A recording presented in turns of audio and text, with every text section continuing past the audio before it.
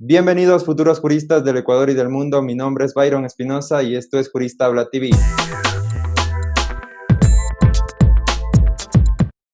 Gracias una vez más por acompañarnos en esta sección Hablando con un jurista, y vamos a tratar un tema muy interesante con el doctor Jaime Pacheco, médico, abogado, perito, un excelente invitado el día de hoy. Doctor, bienvenido. Muy buenos días, Byron. Muchísimas gracias. Te felicito por esta iniciativa que usted ha tenido de crear este foro para poder conversar y plasmar algunos elementos que son muy importantes con respecto a la medicina legal y al derecho. Muchísimas gracias a usted, doctor, por aceptar la invitación. Y así que vamos a tratar un tema muy interesante, es la medicina forense. No es para cualquier persona. Vamos a ver qué nos dice el doctor. ¿Por qué elige usted el derecho para complementar dentro de su vida profesional, además de la medicina? ¿Cuál es ese momento en el cual usted dice, quiero también seguir, quiero también estudiar derecho, además de la medicina? Bien, muchas gracias, Byron, por la pregunta. Bueno, el derecho es una ciencia humanística muy importante en realidad. Más aún tiene que ver con la administración de justicia, lo cual vuelve al derecho un pilar fundamental. Tal es así que podría decirle que el momento exacto en el cual yo decido estudiar la carrera de Derecho fue precisamente cuando ingresé a trabajar en la Fiscalía allá por el año 2004. Sin embargo, lo fui postergando el inicio de esta carrera por cuanto existían otras metas, otros objetivos que primero debía conseguirlos, como es la especialidad médico legista. Entonces, ahí es el momento en el cual decido primero hacer medicina legal y posteriormente pues realizar los estudios de derecho, que los culminé en el año 2018. ¿Cómo define usted a la medicina forense? Para que se pueda entender de cierta manera para aquellos estudiantes que están iniciando la carrera. ¿Cómo define usted, doctor? Sí, bueno, la medicina forense o la medicina legal es una rama de la medicina cuya finalidad precisamente es contribuir con esa administración de justicia a la cual me referí anteriormente y también pues contribuir con las personas que acuden a esta área del conocimiento precisamente con la finalidad de llegar a conocer ellos también ciertos aspectos relevantes dentro de la administración de justicia. Es por ello que al fusionar esos conocimientos médicos con los conocimientos jurídicos se da esa asesoría, ese auxilio a la justicia. Es por ello que considerársele como una rama del derecho. Perfecto, doctor. Bueno, ahora, doctor, ¿cómo fue su experiencia al momento de realizar su primera autopsia? Bueno, le comento que mi primera autopsia yo la realicé cuando estaba realizando mi año de medicatura rural, allá por el año 2000. Tenía yo 24 años en el momento en el cual fui designado como perito para realizar esa autopsia.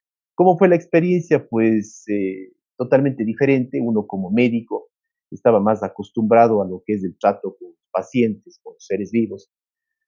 Fue una experiencia totalmente diferente, pero al mismo tiempo fue algo muy interesante, por cuanto se había colocado bajo mi responsabilidad el hecho de determinar cuál era la causa, la forma o manera de la muerte de esa persona, así como también el tiempo de la muerte de esa persona. Debió haber sido bastante impactante. Fue una experiencia diferente, afortunadamente yo no estuve solo, había alguien allí dentro del hospital San Sebastián del Sixi, porque el año de medicatura rural lo hice en el Cantón Sixi, una persona que ya tenía experiencia eh, diseccionando los cadáveres. Entonces, afortunadamente no estuve solo, porque quizás si hubiese estado solo hubiese sido mucho más impactante aquello, ¿no? Sí, sí. Ujú. Doctor, dentro de su trayectoria como médico forense, ¿cuántas autopsias ha realizado usted? ¿Y cuál es el promedio en el que se realiza una de ellas? Bien, en el año de medicatura rural, entre el año 2000 al 2001, habré realizado unas 10 autopsias.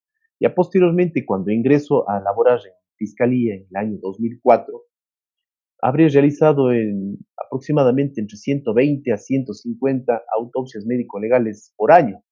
Eso teniendo en consideración que las realicé hasta el año 2015, 2016 aproximadamente en esas cifras, hablaría de pues, que he realizado más de 1000 autopsias médico-legales.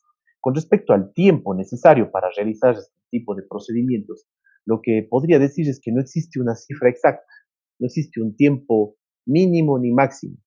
Creería que más bien la respuesta correcta sería que el tiempo siempre tiene que ser el necesario y el suficiente para poder arribar a esa verdad que requiere la Administración de Justicia, a esa verdad que requieren los familiares de las personas fallecidas también, porque ellos también merecen tranquilidad con respecto al conocimiento de los detalles de ese fallecimiento.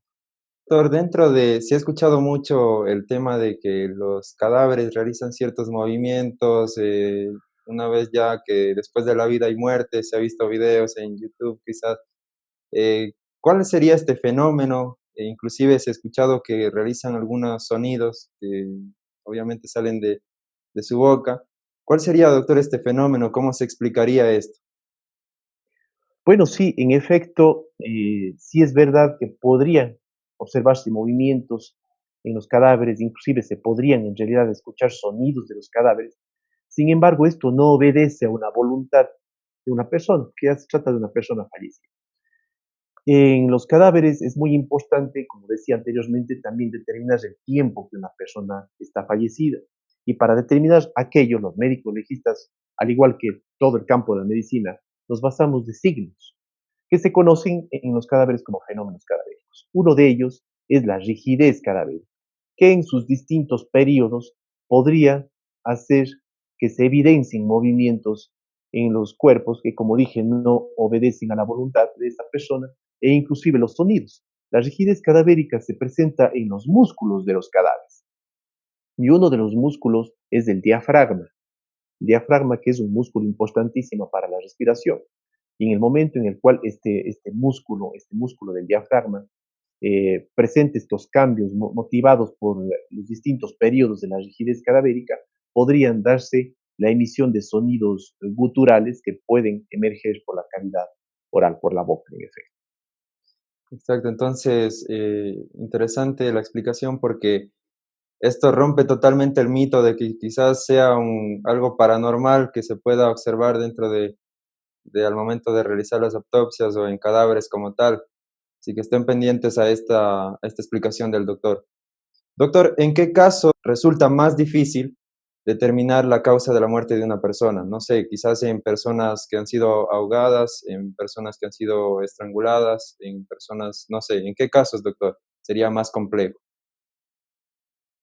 Voy a empezar respondiendo esta pregunta con una frase que me gusta muchísimo y que siempre suelo decirles a los estudiantes de Derecho. Y es una frase de un médico legista francés que se llamaba Edmond Locard. Él decía que en la investigación criminal el tiempo que transcurre es la verdad que huye. En tal virtud, lo que podría mencionarle con respecto a la pregunta que me acaba de realizar es que los casos más difíciles están relacionados con el tiempo que ha transcurrido, el tiempo que transcurre desde ese fallecimiento, porque mientras más tiempo transcurre, empieza a evidenciarse los fenómenos de la putrefacción, fenómenos cadavéricos de la putrefacción, la autólisis, es decir, la autodestrucción del propio cuerpo por sus propias enzimas, así como también la existencia de los auxiliares de la descomposición cadavérica, llámese antropofagia cadavérica, es decir, animales, fauna cadavérica que se acercan a los cadáveres y que alteran los signos que pueden ser de muchísima utilidad para determinar cuál es la causa de la muerte. En esos casos es en los que se vuelve generalmente más complejo, un poquito más difícil determinar la causa, la manera de la muerte. Perfecto, doctor. Doctor, ¿cuál es y cuál ha sido para usted el caso que más complejo, quizás, o más difícil le ha resultado resolver en el sentido de determinar esta fue la causa de la muerte? Bueno, en realidad podría decirle que han sido varios los casos en los cuales se ha vuelto un poquito más complejo el poder arribar a un diagnóstico preciso. Sin embargo, podría hacer referencia a uno que también ha sido colocado como ejemplo cuando se han impartido las clases de medicina legal, uno en el cual yo fui designado para hacer la exhumación de un cadáver y una señora de la tercera edad que había sido víctima aparentemente de un atropellamiento. En este caso, cuando se procedió a la exhumación del cuerpo y a la autopsia médico-legal, lo que se pudo observar es que no existían los signos característicos de cada una de las fases del atropellamiento. Porque desde el punto de vista doctrinario médico-legal, hablamos de fases de atropellamiento, la fase de choque, caída, arrastramiento y aplastamiento. Cada una de esas fases nos aportan a los médicos legistas los elementos y los signos necesarios para poder determinar si en efecto existió el atropellamiento. En este caso habían transcurrido varios meses desde el fallecimiento de esta persona y en la autopsia médico-legal no se pudo observar ninguno de estos signos, ninguna fractura, ningún signo externo que nos indique que en efecto fue un atropellamiento del ocurrió. En este caso, lo que se sugirió y se recomendó a Fiscalía es que se rescate la documentación médica, la historia clínica de esta paciente, que incluía los exámenes complementarios, a raíz de lo cual se pudo realizar ya un diagnóstico más aproximado a lo que en realidad ocurrió. Lo que evidenciamos en ese historial clínico, en los estudios tomográficos, era la existencia de infiltrados hemorrágicos intracraneales a nivel del parénquima cerebral, lo que indudablemente tuvo que haber tenido relación con ese fallecimiento. Lamentablemente, algo que ocurrió allí es que no se percataron en la institución, en la casa de salud, sobre esta hemorragia cerebral. La paciente fue dada de alta. No se percató un perito que había realizado un reconocimiento médico legal de esa hemorragia cerebral. Entonces, esa fue la manera a través de la cual se le brindó a Fiscalía un diagnóstico aproximado. Como digo, no existían las fases características de atropellamiento, entonces se volvió complejo determinar cuál mismo fue el mecanismo causal que Vemos, llevó a sí, ese fallecimiento. Sí. justamente qué tan importante puede llegar a resultar la doctrina a veces. Muchos estudiantes quizás piensan que no, que la práctica lo es todo y sin embargo la doctrina en este caso fue relevante para la hora de determinar la causa de la muerte. Doctor, ¿qué libro recomienda usted para los estudiantes que quizás van a ver recién esta materia? ¿Qué libro recomienda usted? Bueno, existen varios libros de medicina legal. Uno de ellos nos habla de fundamentos de medicina legal del doctor Basile, argentino. Existe también un libro de medicina forense de un autor mexicano, Grandini González. Existe un libro que es mucho más extenso, mucho más amplio, que es el de Gisbert Calabuig, Medicina Legal y Toxicología. Existen sinnúmeros de libros, unos más antiguos, como por ejemplo de Camille Simonin, que se denomina Medicina Judicial. Existen libros de medicina legal de Bonnet y un sinnúmero de doctrina muy importante, muy interesante, relacionado con esta apasionante área del conocimiento. Tomen nota, futuros juristas, de estas recomendaciones del doctor. Ahora, doctor, ¿qué se necesita para ser médico legista? Además de, obviamente, un título, además de tener dos carreras en medicina, en derecho, ¿qué cree usted que se necesita? Quizás valentía, quizás, ¿qué tipo de valores usted recomienda o qué sugiere? Bueno, lo que es primordial y esencial también es el hecho de llegar a desarrollar un pensamiento crítico. Un pensamiento tal a través del cual usted no se va a convencer siempre de lo que se ha mencionado. Siempre hay que buscar la verdad. Pero adicionalmente, y un requisito fundamental que es necesario, tiene que ver, a más de la formación académica, tiene que ver con el hecho de acreditarse o calificarse como perito dentro del Consejo de la Judicatura para poder ejercer la profesión, para poder poner en práctica todos los conocimientos teóricos. Porque si usted no está acreditado, calificado como perito, ¿cómo podría entonces poner en práctica todos esos conocimientos adquiridos? Quizás valentía también, como lo ha dicho usted, es muy importante porque cada caso, cada proceso es completamente diferente y uno tiene que tener esa valentía, ese conocimiento necesario para poder aplicar esos aspectos prácticos necesarios y asesorar, auxiliar adecuadamente a la administración de justicia y, como dije anteriormente, pues también a los familiares, quienes también merecen la verdad. Y por qué no decirlo también, en casos de hechos que son delictivos, pues también al procesado, porque el procesado también merece conocer esa verdad. Exactamente, sí, eso es totalmente cierto, doctor. Estuve leyendo una noticia que decía que existen muy pocos médicos forenses en esta área. Quizás no sé cuál sea el factor limitante dentro de esto. ¿Por qué no existen tantos médicos forenses, doctor? Lo que le podría responder al respecto es que, bueno, algún doctrinario, Vargas Alvarado, también en un libro de medicina legal que omití hace un instante, mencionaba Vargas Alvarado que por cada 25.000 habitantes debería existir un médico legista, por cada 25.000 habitantes. En nuestra provincia, en el Azuay, somos de aproximadamente 700.000 habitantes. Y yo creo que médicos legistas habrán cuando mucho 10. Entonces, es evidente que existe todavía una deficiencia. Quizás existen muchísimos factores. Quizás el más importante que considero yo sería el desconocimiento de todos los matices que involucra, como ya mencioné hace un instante, esta apasionante e interesante área del conocimiento. Podría ser miedo también, recelo de enfrentar a los abogados, a la administración de justicia, no verse envueltos en problemas judiciales, que es lo que he escuchado muchísimo a colegas míos que se han decidido por otras ramas de la medicina. Muchas gracias, doctor. Para ya finalizar, ¿qué recomendación usted da, qué consejo da a los estudiantes de derecho y también quizás a los estudiantes de medicina que nos estén observando? ¿Qué consejo da? Bueno, como consejo lo que podría decirles es que continúen en los estudios, que lleguen a ser profesionales para que el día que así ocurra, ejerzan su profesión con pasión, al margen del área del conocimiento que ellos decidan ejercer.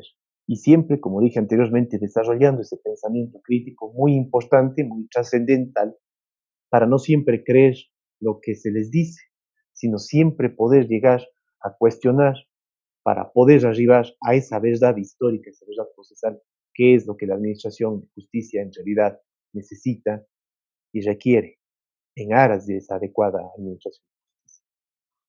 ¿Recomienda usted la medicina forense? Bueno, sí, la medicina forense yo sí la recomiendo porque, como dije, es apasionante, es interesante, pero a quienes recomendaría son aquellos a los que les guste en realidad investigar, conocer más allá y sobre todo esa necesidad de poder arribar a esa verdad, a los verdaderos investigadores, a ellos es a quienes se les recomendaría esta área del conocimiento.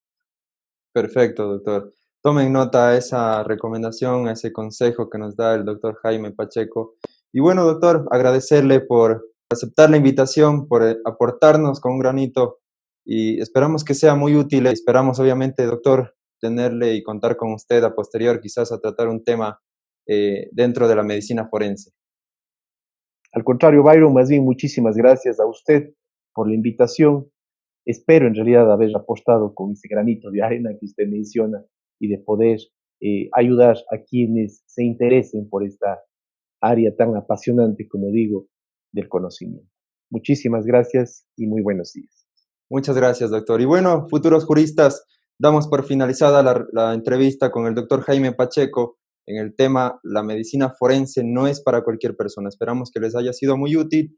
No olviden suscribirse al canal, activar la campanita de notificaciones para que YouTube les avise al momento que subamos otra entrevista de estas así interesantes como a ustedes les gusta. Y síganos en nuestras redes sociales de Facebook e Instagram. Recuerden que de estudiante a jurista un solo paso. Tú decides. Nos vemos en el próximo video.